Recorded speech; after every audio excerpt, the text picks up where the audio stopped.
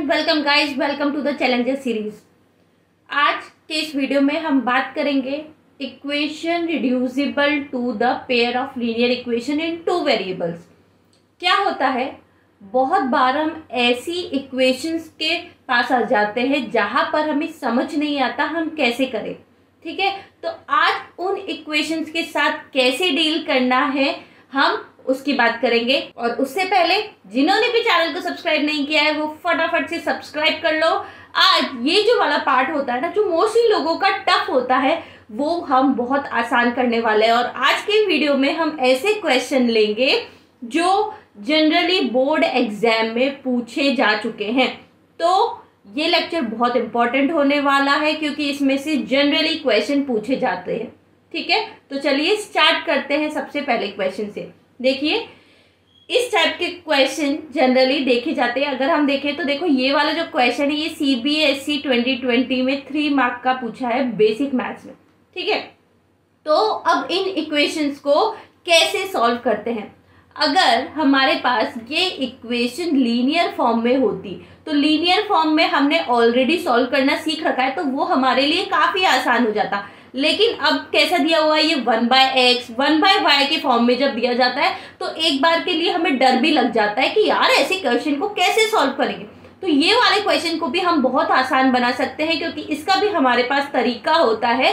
हम क्या करते हैं, इन टाइप के क्वेश्चन को भी जो इक्वेशन होती है उसको रिड्यूस कर देते हैं किसमें, लीनियर इक्वेशन में। तो वो कैसे करेंगे, स्टार्ट करते हैं। तो देखिए, जब भी आपके पास बच्चों इस टाइप के क्वेश्चन आए 2/x + 3/y = 13, 5/x - 4/y = -2, तो ऐसे में क्या करो, हमें यहाँ पर सपोज करना होता है। हम मान लेते हैं। अब वो मानना कैसे है, अगर आप यहाँ पर अगर हम ये मान लें कि चलिए x = a ले लेती हूँ और y = b ले लेती हूँ, तो इससे क्या होगा, हमारे पास इक्वेशन हो जाएगी 2/a + 3/b = 13। तो ये तो वापस से न्यूमरेटर अपॉन डिनोमिनेटर की फॉर्म में आ गया। तो ये लीनियर इक्वेशन कहाँ हुआ, तो इसको सपोज कैसे करें। तो सबसे पहली दिक्कत जो बच्चों के साथ आती है वो यहाँ आती है, क्योंकि क्या होता है, जब आप लोग प्रैक्टिस नहीं करते हो तो आपके दिमाग में क्या रहता है भाई, हाँ जब भी आपने क्या हुआ, केवल जब देखने वाली मैथ्स करते हो ना, जो प्रैक्टिस वाली मैथ्स नहीं होती, तो उसमें अच्छा ठीक है, इसमें तो सपोज ही करना है, मान लो बस वैल्यू रखो और हो जाएगा। इसीलिए मैथ्स में ज़रूरी होता है प्रैक्टिस करना। तो यहाँ पे हम ये नहीं मान के हम क्या मानते हैं, तो हम यहाँ पर इसको इस तरह मानते हैं। हम ये मानेंगे 1/x will be equal to a and 1/y is equal to b। इस तरह मानने का क्या फायदा होगा, इस तरह मानने का फायदा ये होगा कि हमारी जो इक्वेशन होगी वो क्या हो जाएगी, हमारी जो इक्वेशन हो जाएगी वो जाएगी 1/x को a माना है, तो ये हो जाएगी 2 और 2/x, यानी 1/x है भाई, इसको 2/x को एक्चुअली ये 2 × 1/x ही है, तो 1/x को अगर a लिख देंगे तो ये हो जाएगा 2a + 3b = 13। ठीक है, सिमिलरली जो सेकेंड इक्वेशन होगी वो क्या हो जाएगी, वो हो जाएगी 5a - 4b = -2। ठीक है, अब ये क्या हो गया भाई, ये तो सिंपल लीनियर इक्वेशन होगी और इसको सॉल्व करने के तो हमारे पास 4 तरीके हैं। आपकी इच्छा है आप ग्राफिकल से करो, आपकी इच्छा है सब्स्टिट्यूशन से करो, एलिमिनेशन से करो, क्रॉस मल्टीप्लिकेशन से करो, आपकी जो मेथड से सॉल्व करने की इच्छा है वहां तक करो। जो मेन क्वेश्चन होता है आपका वो यहीं खत्म हो जाता है जब आप इसको लीनियर इक्वेशन में कन्वर्ट कर देते हैं। एक बार इसको लीनियर इक्वेशन में कन्वर्ट कर दिया, उसके बाद तो इसको सॉल्व करना बहुत बड़ा डिफिकल्टी का काम नहीं होता। अब आप चाहो जिससे सॉल्व करो, मुझे एलिमिनेशन मेथड बहुत पसंद है क्योंकि उसमें एक चीज बिल्कुल एलिमिनेट हो जाती है फटाफट से, तो मैं तो उससे सॉल्व करूंगी।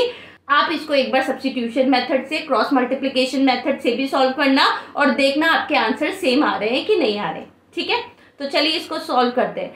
अब यहाँ पर देखिए, एलिमिनेट करूँ तो किसको करूँ, इसको करूँ कि इसको करूँ, किसी को भी कर लो, कोई फर्क नहीं पड़ता। हम क्या करते हैं, ए को एलिमिनेट कर देते हैं। तो ए को एलिमिनेट करने के लिए क्या करेंगे भाई, मेरी जो ये फर्स्ट इक्वेशन है इसको मैं करूँगी 5 से मल्टीप्लाई और इस इक्वेशन को करूँगी 2 से मल्टीप्लाई। करने का फायदा ये होगा, जो फर्स्ट इक्वेशन होगी वो हो जाएगी 10a plus 15b is equal to 65, और जो सेकेंड इक्वेशन है वो हो जाएगी 10a minus 8b is equal to -4। ठीक है, यहाँ तक तो समझ में आ गया होगा। क्या करेंगे, सब्ट्रैक्ट करेंगे तो फटाफट से साइन चेंज, और मैंने आपको प्रीवियस लेक्चर्स में भी बताया, जब भी साइन चेंज करने वाली चीज़ें आती है एक बार नीचे अलग साइन लिख लो, कभी गलती नहीं होगी। सबसे आसान रहता है लिखना।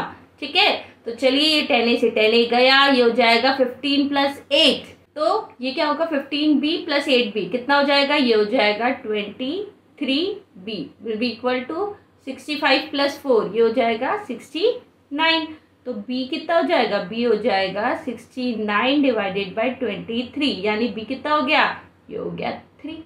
ठीक है, जब b की वैल्यू निकाल ली तो a की भी निकाल लेते हैं, कोई सी भी इक्वेशन में पुट कर दो। तो फर्स्ट इक्वेशन में ही पुट कर देते हैं b की वैल्यू, तो क्या हो जाएगा, ये हो जाएगा 2a प्लस 3 इंटू बी क्या है 3, तो 3 into 3 9 will be equal to 13।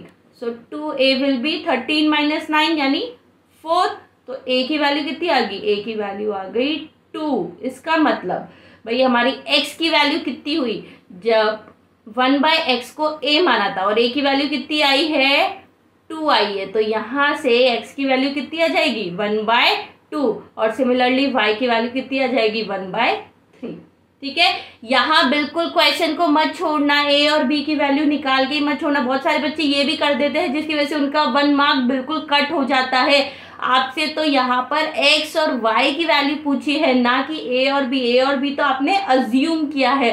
तो x की वैल्यू आई है 1/2 और y की वैल्यू आई है 1/3। अगर ये क्वेश्चन आपने एग्जाम में सही कर लिया तो आपके 3 मार्क्स एकदम पक्के हो गए। ठीक है, तो चलिए नेक्स्ट क्वेश्चन देखते हैं। नेक्स्ट क्वेश्चन है हमारा 1/2x plus 1/3y equal to 2 और 1/3x plus 1/2y equal to 13/6। ये आपके एनसीईआरटी का ही क्वेश्चन है।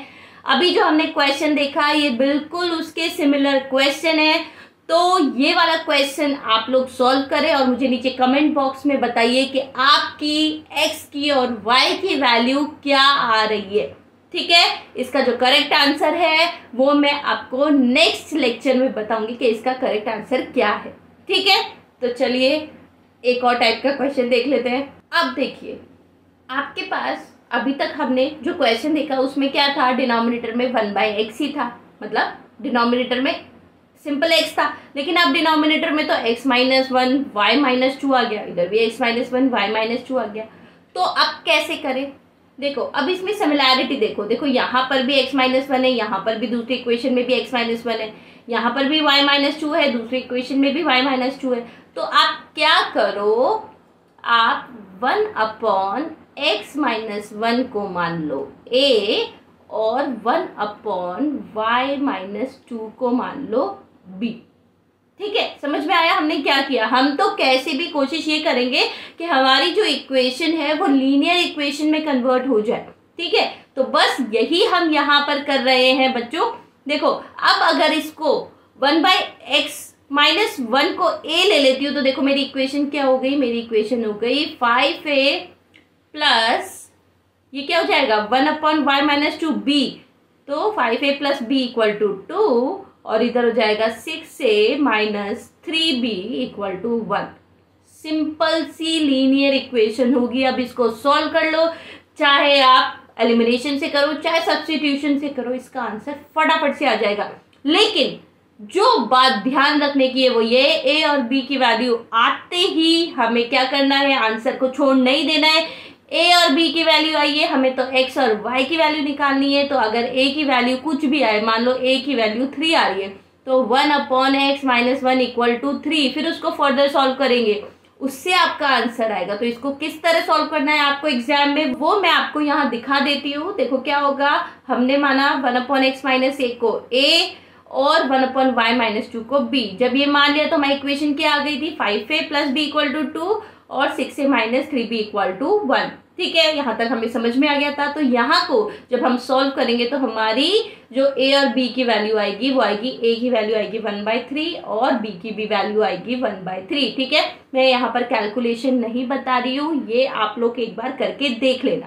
ठीक है, कैसे करोगे भाई, यहाँ से आप क्या करना, यहाँ से आप b की वैल्यू लिखना 2 - 5a और उसको क्या करना, इस इक्वेशन में पुट कर देना। तो जब इस इक्वेशन में पुट करोगे आपके पास क्या आ जाएगा, यह आ जाएगा 6 से माइनस b की जगह क्या रखोगे, b की जगह रखोगे 2 - 5a, तो 2 - 5a इंटू 3 यानी कितना हो जाएगा, ये हो जाएगा 6 प्लस 3 इंटू 5 15a = 1।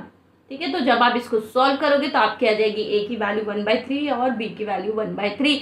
ये वैल्यू आने के बाद आपको क्या करना है, इसको रखना है इसमें भाई 1/x - 1 की वैल्यू a थी, तो 1/3 = 1/x - 1। ठीक है, सिमिलरली b = 1/3 = 1/y - 2। इसको जब फर्दर सॉल्व करेंगे तो क्या किया हमने भाई, इसको सॉल्व किया तो x - 1 = 3 आ गया। ठीक है, क्रॉस मल्टीप्लिकेशन किया है और इधर y - 2 भी इक्वल टू कितना आ जाएगा, 3 आ जाएगा। अब इसको सॉल्व करेंगे तो x = कितना हो जाएगा, 3 और 1 इधर जाएगा तो +1, तो x की वैल्यू हो गई कितनी, 4 और इधर y की वैल्यू कितनी हो जाएगी, 5। ठीक है, समझ में आ गया किस तरह हम इक्वेशन के साथ हेर फेर कर रहे हैं, क्या आपको समझ में आया।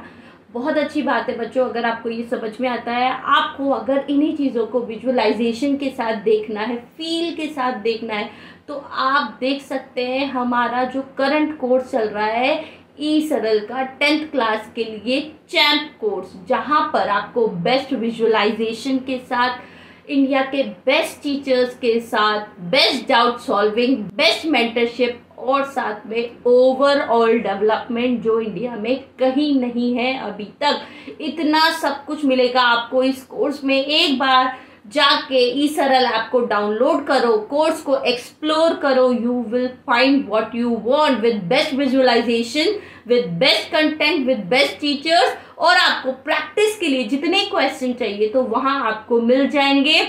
वहां आपको हर वैरायटी के क्वेश्चन अवेलेबल है जो आपके कंसेप्ट को एकदम पक्का कर देंगे।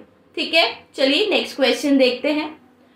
अब देखिए, नेक्स्ट जो टाइप होती है क्वेश्चन की, वो इस तरह के क्वेश्चन होते हैं जहां पर आपको दिखने में लगता है लीनियर है, लेकिन अगर मैं आपसे पूछूं क्या ये इक्वेशन लीनियर है, तो आपका क्या जवाब होगा, आपका जवाब होना चाहिए कि ये इक्वेशन लीनियर नहीं है। अब आप बोलोगे मैम आपने तो बताया था सिंपल x और सिंपल y हो तो वो इक्वेशन लीनियर हो जाती है, तो ये लीनियर क्यों नहीं है।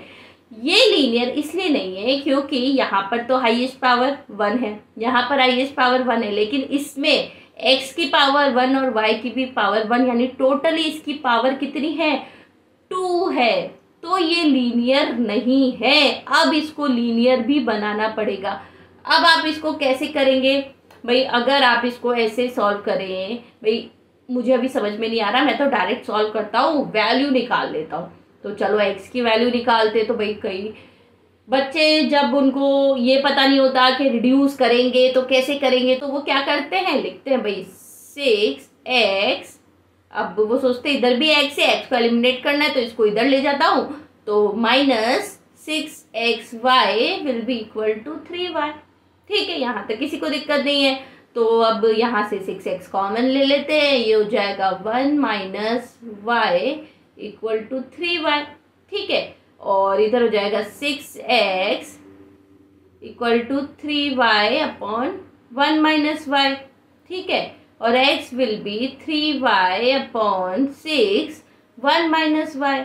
आ गई है y में, फिर इसको अब नेक्स्ट इक्वेशन में रखूंगी, तो जब नेक्स्ट इक्वेशन में रखूंगी तो यहाँ पर x की तो इतनी बड़ी ये वैल्यू रखूंगी, फिर यहाँ पर मल्टीप्लिकेशन में y हो जाएगा, तो जब आप इसको सॉल्व करोगे तो y² हो जाएगा। अब स्क्वायर को कैसे सॉल्व करें भाई, वो तो आगे पढ़ेंगे। अगर अभी लीनियर इक्वेशन आ गया तो कैसे सॉल्व करेंगे, तो कैसे सॉल्व करना है इसका बड़ा ही आसान तरीका है।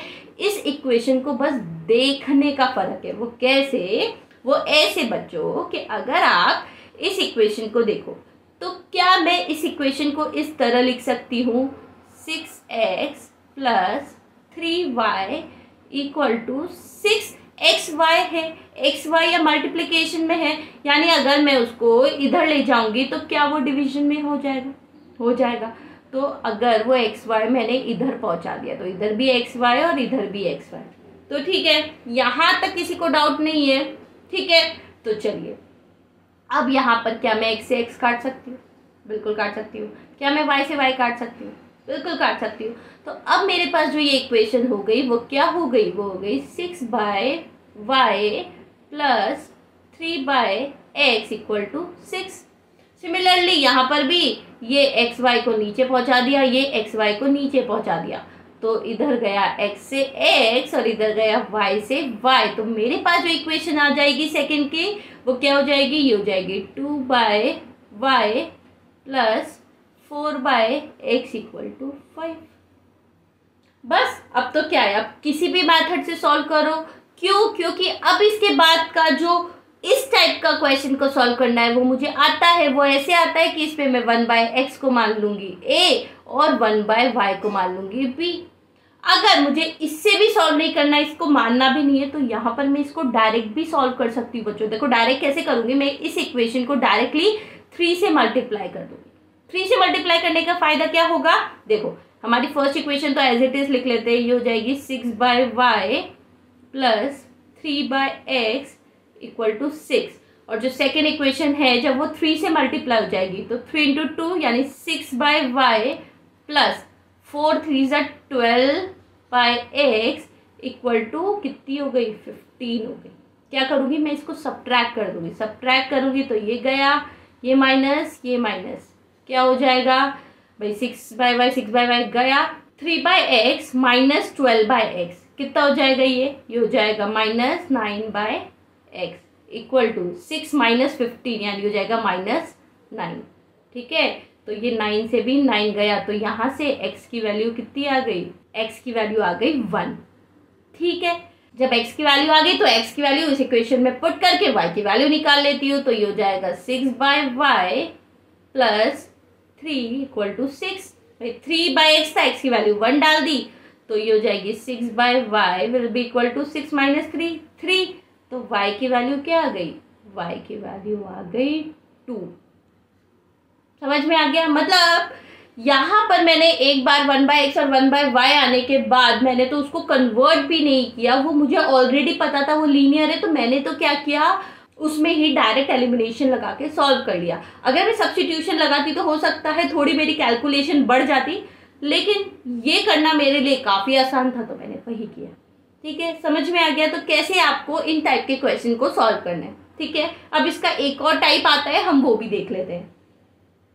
देखिए अब ये वाले टाइप के क्वेश्चन तो और भी डरावने होते हैं। मतलब आप देखो ना, 1/3x plus Y plus 1/3x minus Y equal to 3/4, और ये 1/2 into 3x plus Y minus 1/2 into 3x minus Y equal to -1/8। आप सोचो ये कैसे सॉल्व करोगे? तो कोई टफ नहीं है बच्चों, कोई टफ या कोई घबराने वाली बात है ही नहीं। हमने सीखा है, जो नहीं आता है मान लो यार, फटाफट से सॉल्व हो जाता है। तो यहाँ पर दोनों इक्वेशन में क्या कॉमन है? 3x plus Y, 3x plus Y, इधर 3x माइनस वाई, इधर 3x माइनस वाई। क्या करेंगे? इसी को मानेंगे। ठीक है, तो क्या करते हैं, 1/3x प्लस वाई इसको मान लेते हैं a, और 1/3x माइनस वाई इसको मान लेते हैं b। क्या हो जाएगी हमारी final equation? 1/3x plus Y को माना है a plus 1/3x minus Y को माना है b इक्वल टू कितना हो गया? 3/4। यानी इसको और अच्छे से लिखते हैं तो ये हो जाएगा 4a plus 4b equal to 3। समझ में आई बात? चलिए नेक्स्ट देखते हैं। नेक्स्ट इक्वेशन है ये वाली, तो ये हो जाएगी 1/2a minus 1/2b equal to -1/8। इसको और सॉल्व कर लेते हैं। ये डिनोमिनेटर में 2 है, तो इसको अपन कैसे लिखेंगे? इसका ना एक स्टेप लिख के बता देती हूँ, बच्चों को ना डाउट आएगा अगर मैंने डायरेक्टली ये स्टेप लिख दिया। देखो क्या लिख रही हूँ मैं, डायरेक्ट स्टेप। देखना, जो डर जाए मुझे कमेंट में बताना, मैम हम तो उस स्टेप में डर गए थे। तो मुझे तो ये ऐसा दिख रहा है 4a माइनस 4। अच्छा यहाँ पर ना मैम ने गलती कर दी, ये भी डिनोमिनेटर में नहीं है, ये न्यूमरेटर में आएगा भाई। आप देखो ना 1/3x माइनस वाई को b माना है, ये गलती मत कर देना आप लोग एग्जाम में, ठीक है। तो मुझे दिख रहा है ये 4a minus 4b equal to -1, ठीक है। अब ये कैसे आया, देखो ऐसे आया, इसको मैं लिख सकती हूँ a minus B upon 2 equal to -1/8। ये 2 से मैंने काटा, ये हुआ 4, ये 4 गया इधर, तो ये बन गया 4a minus 4b equal to -1। समझ में आई।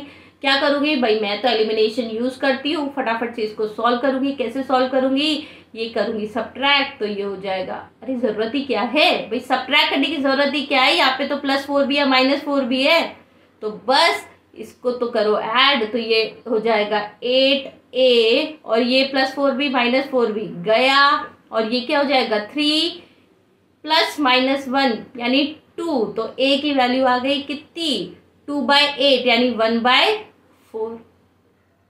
ऐसे ही जब b की वैल्यू निकालूंगी तो b की वैल्यू कितनी आएगी, b की वैल्यू आ जाएगी 1/2, ठीक है। यहाँ तक सबको आ गया। जब आपका a की वैल्यू आ जाएगी 1/4 तो आप यहाँ पर रख दोगे 1/3x + y इक्वल टू 1/4 और ये हो जाएगी 1/2। फिर एक और इक्वेशन बनेगी, ये इक्वेशन क्या बनेगी, ये बनेगी 3x + y इक्वल टू 4 और 3x - y इक्वल टू 2। फिर से इसको एडिशन करना, जब आप इसको सॉल्व करोगे तो x की वैल्यू और y की वैल्यू जो आएगी वो आप मुझे नीचे कमेंट सेक्शन में बताओ कि कितनी वैल्यू आती है, ठीक है। तो आई होप आपको ये लेक्चर पढ़ने में मज़ा आया होगा, और इसी के साथ हमारा जो कैलकुलेशन वाला जो एल्जेब्रिक मेथड्स थे, साथ में जो रिड्यूसिबल वाला पार्ट था, वो पूरा यहाँ ख़त्म होता है।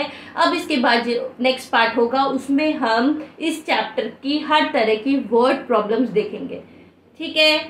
तो पढ़ते रहिए, मचाते रहिए। जिन्होंने चैनल को सब्सक्राइब नहीं किया है वो चैनल को सब्सक्राइब कर लो, and all the very best.